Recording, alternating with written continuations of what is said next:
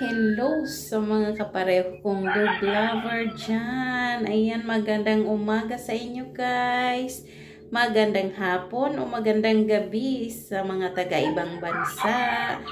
Ayan guys, ipiflex ko lang sa inyo itong aking mga alaga. Nakita nyo guys yung nakaaraw. Ang aga-aga pa lang yan guys. Mahigit 5 a.m. pa lang ng umaga. Oh my God. Ang gulo na nila guys. Ganyan sila pagkagising nila kapag lumiwanag na. Ayan, non-stop na sila guys. Ganyan ang ginagawa nila lagi sa umaga. At kita nyo naman, pag maliwanag na mayroon silang mga bisitang mga ibon guys.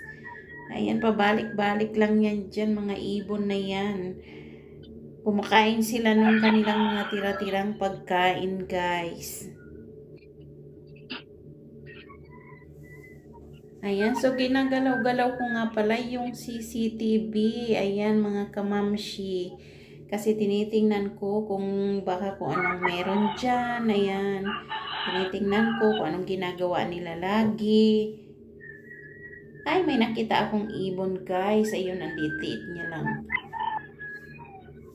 Ayan, so nakikita nyo po napakaaga pa ng oras. Ayan yung aking mga alaga. May kanya-kanya na silang ginagawa.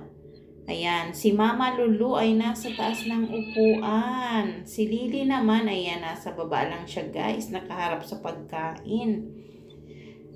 Ayan, mamili lang sila kung anong gusto nilang kainin guys. Ayan, tulog pa yung kanilang tagapag-alaga, si Kuya Matthew. Maaga pa kasi guys. Ayan, so may naka-ready lang sa kanilang dog food dyan kasi kung nagugutom sila, pwede silang kumain guys. Hindi ko pa nakikita yung isa, si Laika. Ewan, hindi siya mahagip ng guys, ng CCTV. Hindi ko alam kung saan banda siya naupo o nahiga. Ayan, so hinahanap ko. Hala, nangati na si Mama Lulu o kailangan ng maligo, guys. Ayan, kailangan na naman siyang dalhin sa bed para maligo. Ayun, pumasok na siya guys sa kanyang higaan. Ayan, meron nga pala minsan mga nambabash. Akala nila kasi guys, yung cage na yan, laging nakakulong sila. Hindi po. Yaan po ay pinagawa ako talaga kasi para magkaroon sila ng kanya-kanyang higaan. Kasi minsan nga nagkaaway-away sila. So ngayon, bihira nang mangyari yon kasi may kanya-kanya silang paghigaan. Nakikita nyo naman guys, naka-open lang yan at kusa na silang papasok pag gusto talaga nila sa loob. Ayan. Tsaka para hindi rin sila mainitan guys o maulanan. Ayan, dyan po kasi ang pwesto nila para makabuelo sila kasi hindi nga safe sa baba. Kasi nga po, yung aming space ay hindi kagaya ng ibang lugar na pwede lang maglakad-lakad sa labas lagi yung mga aso. Delikado po. So, ayan. Kaya binigay ko sa kanila ang taas na yan para buwelo silang maglaro, tumakbo. Ayan, kahit anong gusto nilang gawin. So, ayan guys, sana wag na kayong mambash kasi hindi naman po namin pinapabayaan yung aming mga aso. Ayan, inaalagaan po sila at malaya silang kumilos dyan. Ayan, si Lily naman, naninilip na naman dyan guys sa labas. Ayan, kailan ko lang nalaman guys, kaya pala lagi silang sumisilip dyan.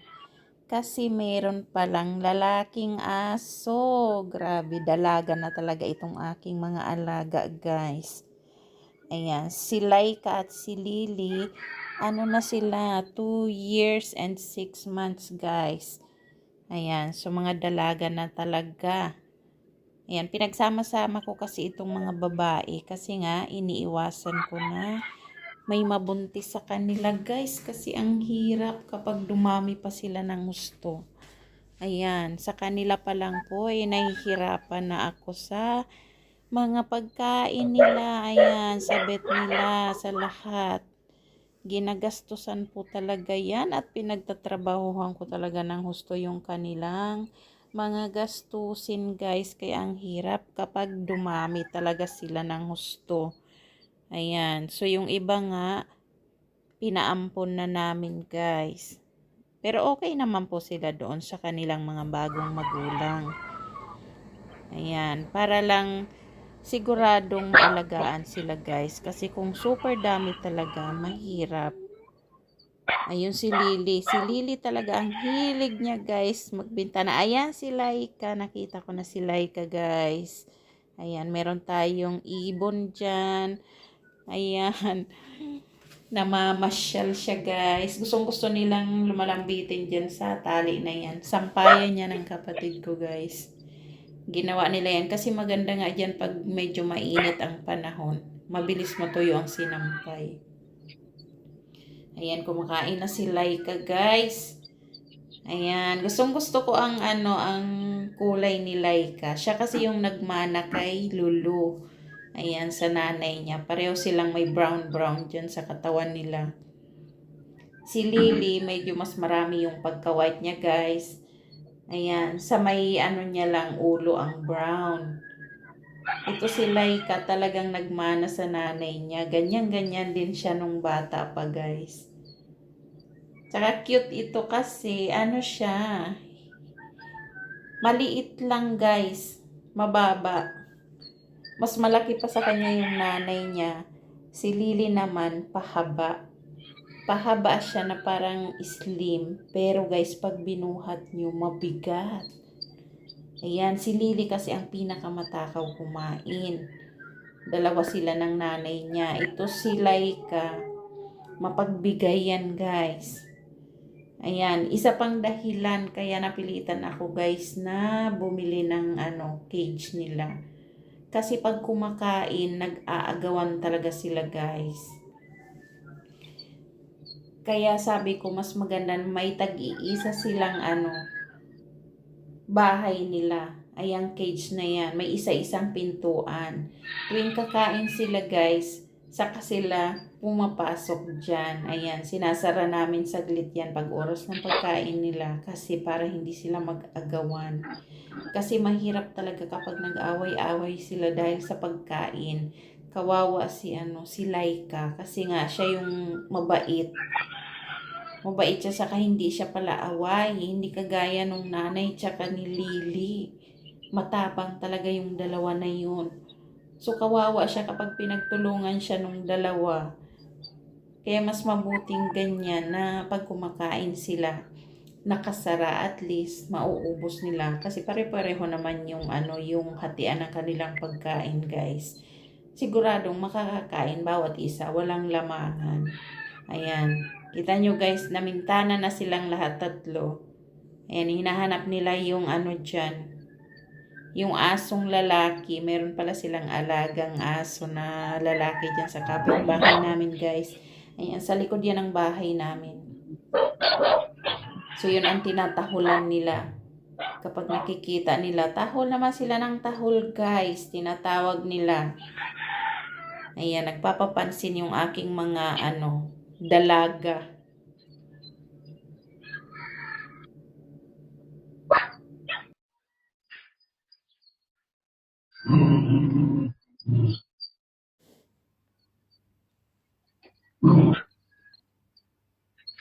Ayan, tingnan nyo si Lily guys. Hindi talaga siya mapakali guys. Ang talas ng niya lagi. Pandinig. Basta may marinig yan pupuntahan niya agad. Ayan, gustong-gusto niya talagang tinitingnan yan. Ayan, pag tumilingala sila guys, naririnig nila ako niyan. Kapag tinatawag ko yung pangalan nila sa CCTV, tumitingala talaga sila. Ayan, hindi lang kasi clear minsan yung salita kapag tumatawag ka, ganyang nire-record mo. Hindi siya clear minsan. So, ayan guys, maaga pa rin. 5:34 AM pa rin lang ng umaga. Ayan, habang hinihintay nila guys, si Kuya Matthew. Ayan, pagising na si Kuya Matthew, ayan, asikasuhin na yung kanilang pagkain guys. Almusal nila sa umaga. Ayan, pag ganitong oras naman kasi, gabi naman yan dito sa sa amin sa Lebanon.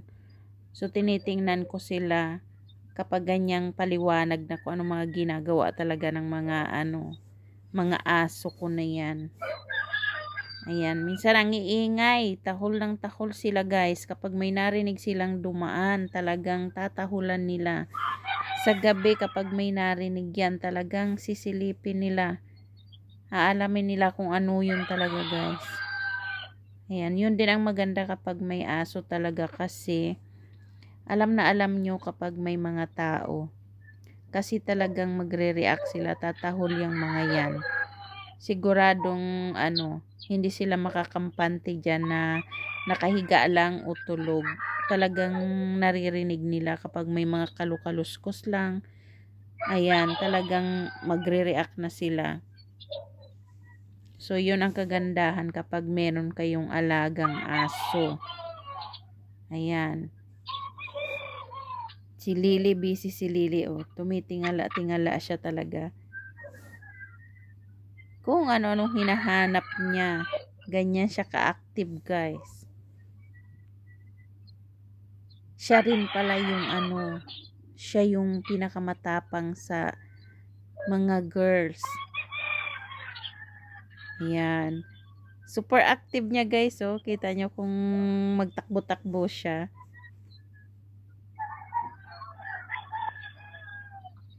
Mukha lang siyang payat pero ang bigat niyan guys. Super siya. Maganang kumain. Ayan, kung ano-anong hinahanap niya oh. May naririnig kasi siya kaya talagang hahanapin niya.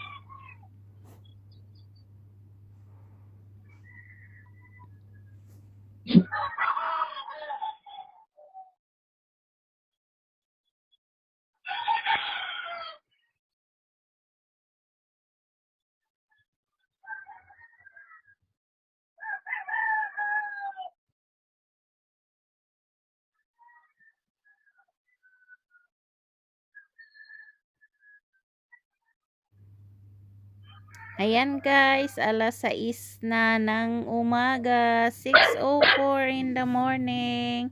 Ayan na naman yung mag-ina, tahol-tahol na naman dyan guys. May nakita na naman sila, ayan. Talagang inilalabas na yung ulo ni Lulu. Ayan, kita nyo yung buntot ni Lily. Sige, tahol ng tahol guys. Ganyan kapag meron silang nakikita. Ayan guys, so hanggang sa susunod uli. Maraming salamat guys sa panonood. Thank you so much sa lahat ng support sa channel ni Lulu and the Pups. Maraming salamat. God bless you all. Kita-kita tayo uli sa susunod.